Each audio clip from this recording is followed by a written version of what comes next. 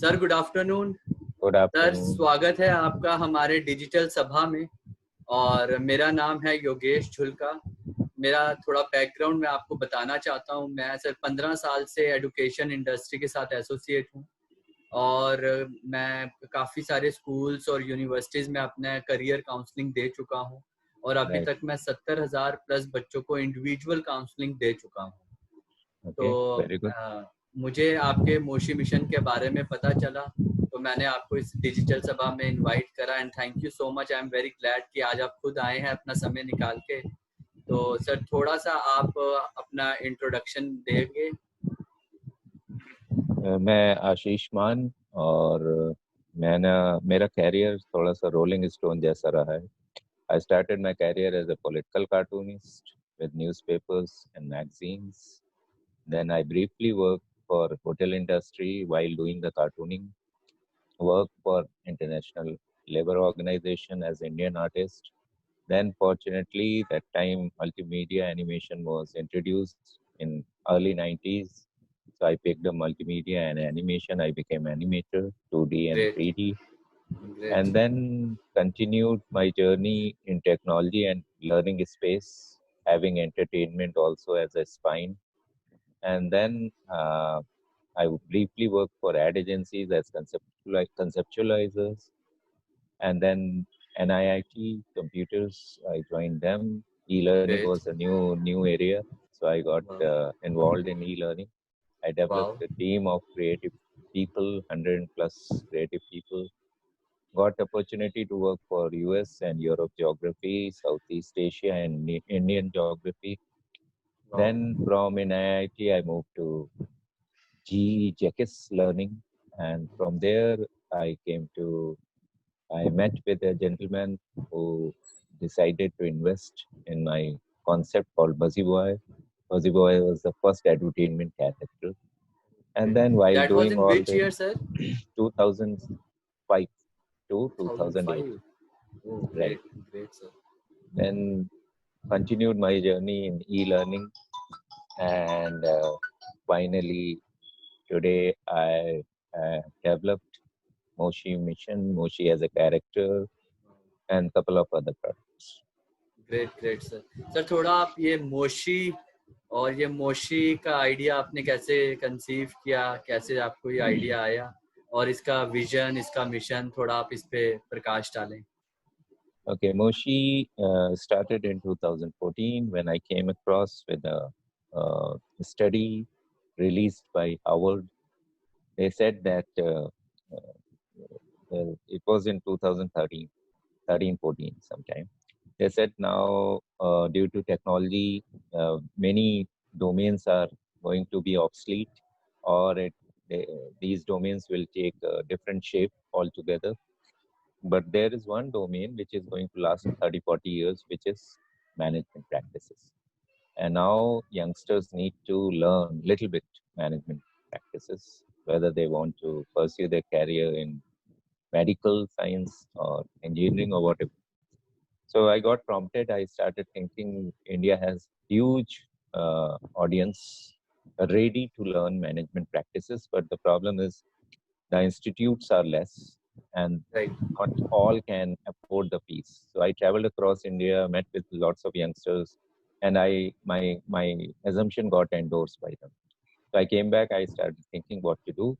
Then I got the idea that why can't we apply? I apply edutainment model and help youngsters learn in fun way.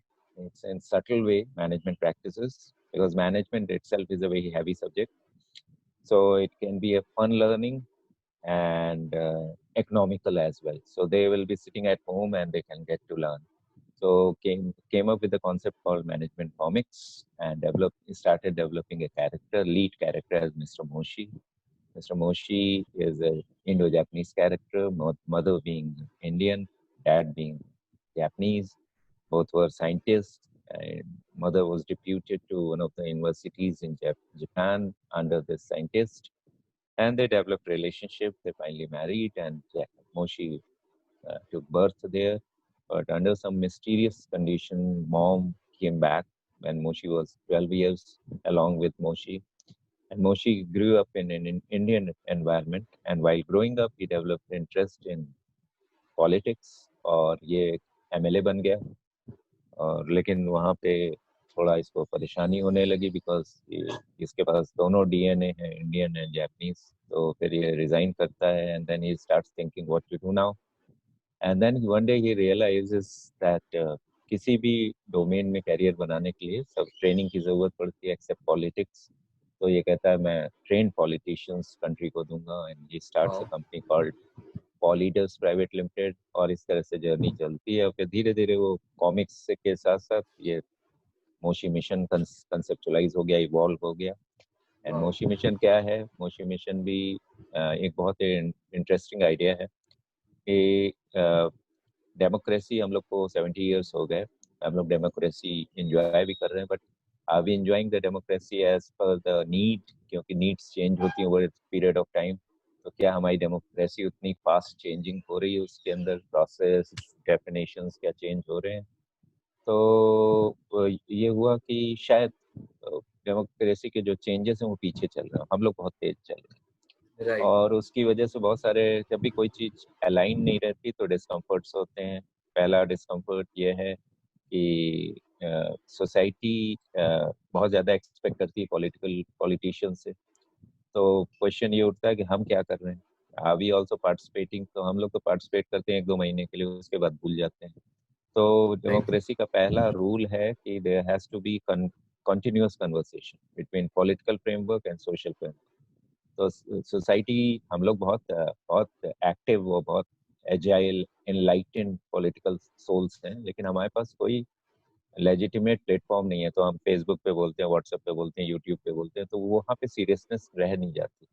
तो Right. I thought कि let's create a platform, digital platform for 91 crore legitimate citizens and voters. तो ये dedicated voters का platform है. फिर ये question हुआ कि वहाँ आके करेंगे क्या? तो वहाँ पे बहुत सारे वर्क प्रोसेस बनाए गए, 16 वर्क प्रोसेस. यहाँ भी मॉडल एडुटेनमेंट का है, तो फन होगा, सीरियस बातें होंगी, सीरियस वर्क होगा. उससे क्या होगा कि सोसाइटी इनेबल और एम्पावर होगी. हम लोग खुद अपनी का ज़रूरतों के लिए काम करना शुरू करेंगे, अपने चैलेंजेस के लिए सॉल्यूशंस लाएंगे.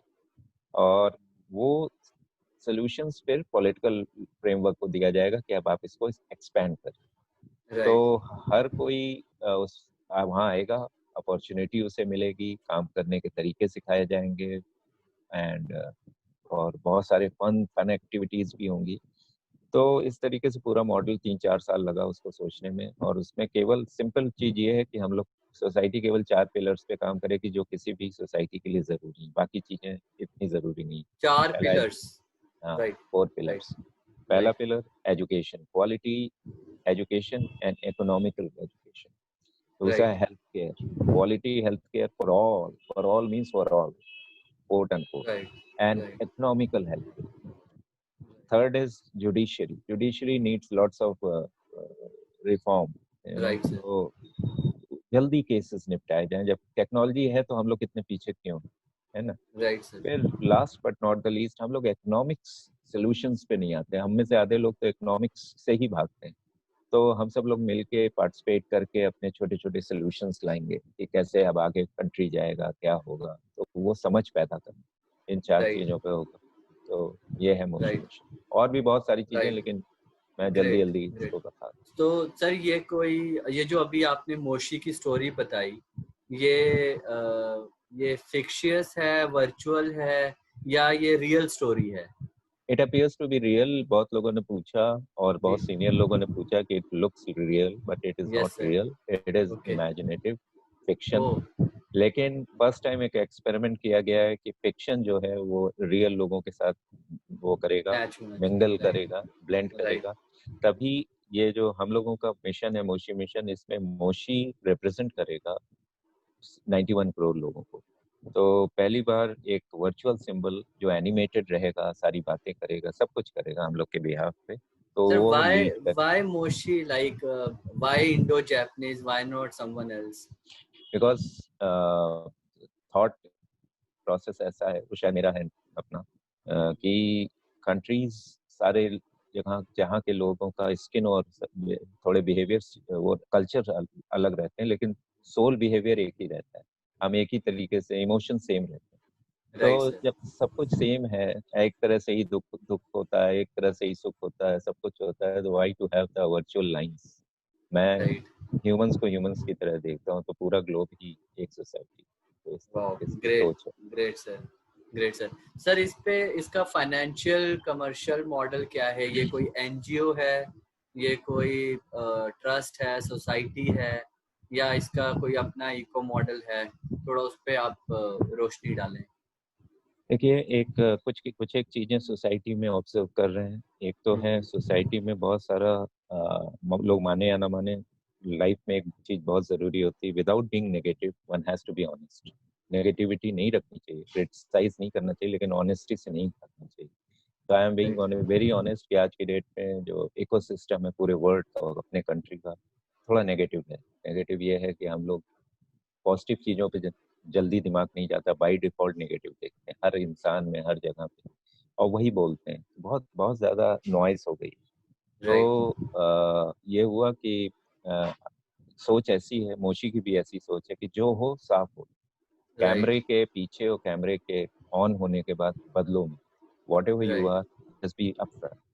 तो ये हुआ कि एनजीओ और ट्रस्ट ये सब ऑप्शन थे, लेकिन हम लोगों ने सोचा कि we have to be self reliant. जब हम सोसाइटी को सेल्फ रिलायंट बना रहे हैं, इनेबल राइट, करने की कोशिश कर रहे हैं, एम्पावर करने की कोशिश कर रहे हैं, तो हमारा मॉडल भी इनेबल्ड एंड एम्पावर्ड होना चाहिए। तो ग्रेट, ये सोचा गया कि एक प्राइवेट लिमिटेड कंपनी बनेगी और रेवेन्यू अर्न करेगी, वो वाह, जो अर्निंग होगी उसको फर्दर इन्वेस्ट होगा इसमें, तो एक वाह, सेल्फ रिलायंट मॉडल होगा। तो इस तरीके राइट, से सोचा। राइट।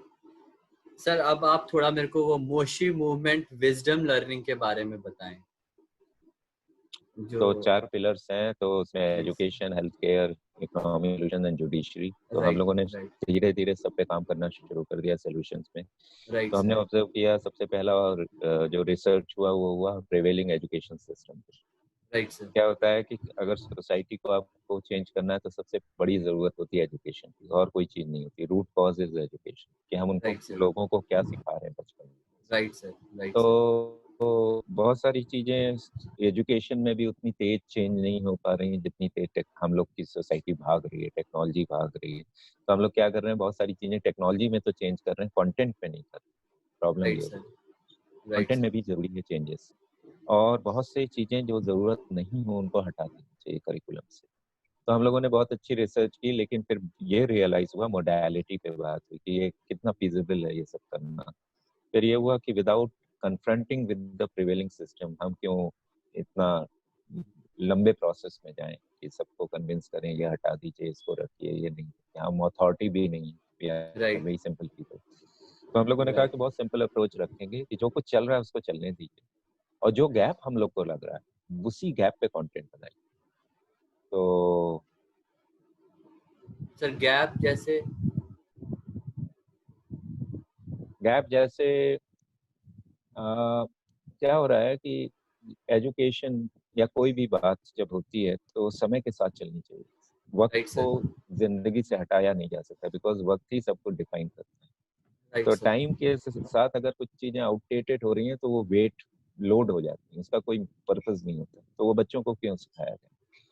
फिर दूसरा डायनेमिक्स ये हो रहा है कि हमारे एजुकेशन सिस्टम तो प्रैक्टिसेस, ऐसी प्रैक्टिसेस बताते हैं जो आइडियल होती है, लेकिन लाइफ की रियलिटीज डिफरेंट। तो ये हो गया कि कुछ जो डायनेमिक्स चीजें हैं उस पे कंटेंट है।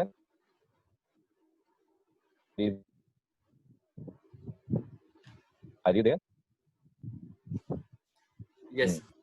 कहाँ पे वो हुआ था सर अनस्टडी? आप उसके कुछ बता रहे थे, इसके जो कंपोनेंट्स हैं, कि हाँ, काफी सारा गैप है राइट, एजुकेशन राइट। सिस्टम में। तो जो गैप्स हैं उसको हम लोगों ने आइडेंटिफाई करके उसको कंटेंट उसी पे बनाया है। राइट, और ये कंटेंट इस तरह से है कि जो रियल चीजें हो रही हैं, जो डायनामिक्स बच्चा रोजमर्रा की जिंदगी में उसको एक्सपीरियंस करता है, ये कंटेंट उस पे बनाया गया। बहुत से लोग इसको सॉफ्ट स्किल कहते हैं, बहुत से लोग इसको एक्सपेरिमेंटल लर्निंग कहते हैं, व्हाटएवर, बट हम लोग इसको डेलिबरेटली विजडम लर्निंग कहते हैं। क्यों? उसका भी एक reason. Wisdom means balance, balance of thought, balance of behaviour. Nature सबसे बड़ा टीचर और लीडर, अगर हम नेचर से सीखें तो नेचर में सबसे पहले पूरा नेचर का प्रिंसिपल ही बैलेंस पे, strike the balance, don't take extreme. Extreme पे जाके ऑब्जर्व करके वापस आओ। एक्सट्रीम से इनपुट लिए जाते हैं लेकिन डिसीजन बैलेंस पे लिया जब आप स्टेबल होते हो। विजडम, और विजडम ही आपको एक्चुअली देखा जाए तो आइडियल की ओर खींचता है।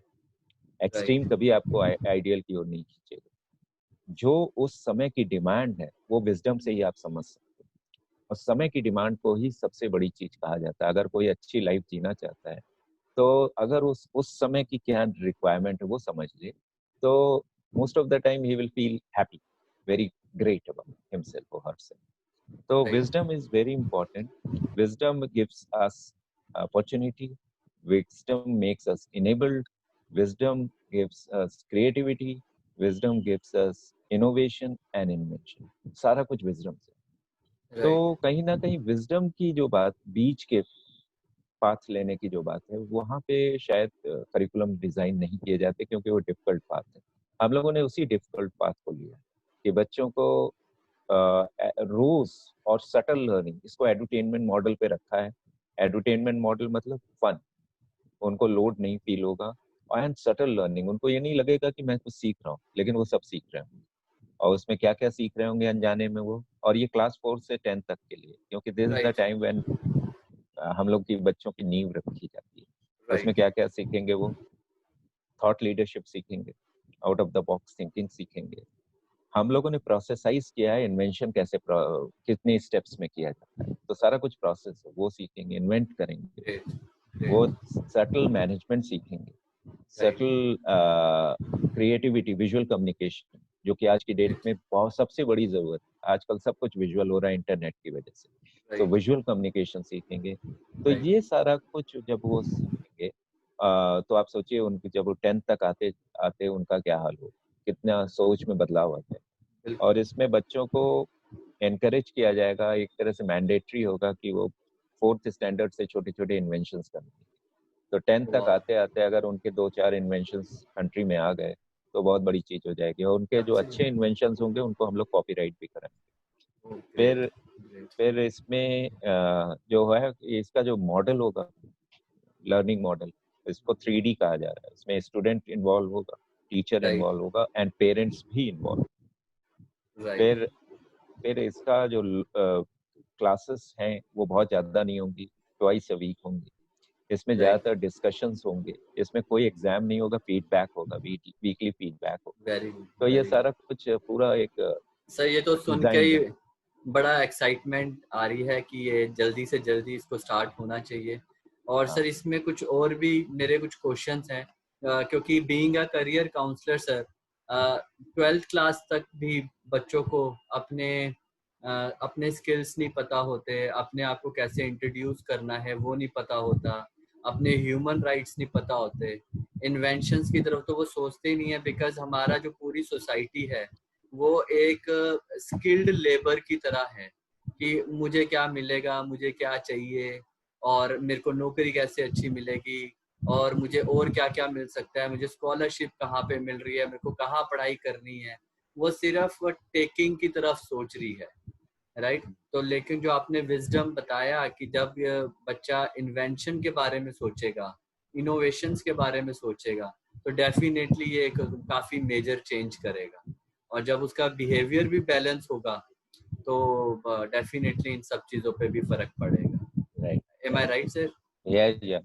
So that this is the assumption, vision कि कल को एक नई जनरेशन जब आएगी तो वो भी मस्ती करेंगे, and it's a very realistic programme. हम लोग किसी को बाबा या किसी तरह का मठाधीश ऐसा कुछ नहीं बनाने जा रहे। सब लोग नॉर्मल रहेंगे, बस फर्क ये आ जाएगा सोच में फर्क होगा और किसी चीज में नहीं। तो वो सोच ही तो बदलनी है। हाँ, सोच से गवर्न होता है एक्शन, और एक्शन से गवर्न होता है आपका पूरा डेस्टिनी, कंट्री की डेस्टिनी, सोसाइटी की डेस्टिनी। तो इस तरीके का पूरा सर अभी टीचर्स पे बड़ा प्रेशर रहता है, उनके पास और बहुत सारे काम रहते हैं स्कूलों में, तो आपको लगता है कि वो इसको बड़ा पॉजिटिवली, बड़ा इजी उनको लगेगा इसको एग्जीक्यूट करना? थोड़ा इस पे रोशनी डालें। टीचर्स के लिए हम लोग कोई लोड नहीं डाल रहे हैं। हम लोग जिस स्कूल में जाएंगे, हमारा कोई टीचर नहीं होगा, उन्हीं टीचर्स में से पिक करेंगे, उनको ट्रेन करेंगे, ट्रेन द टीचर्स प्रोग्राम में। और उनको कोई चीज करनी नहीं, बहुत ज्यादा डॉक्यूमेंट कुछ नहीं करना है, बहुत एग्जाम्स नहीं लेने, और वीकली 2 40 मिनट्स के प्रोग्राम्स करने हैं। तो हमें नहीं लगता कि टीचर को किसी को प्रॉब्लम होगी, बल्कि उनका थोड़ा सा स्किल और अपग्रेड ही हो। तो इसलिए कोई राइट सर।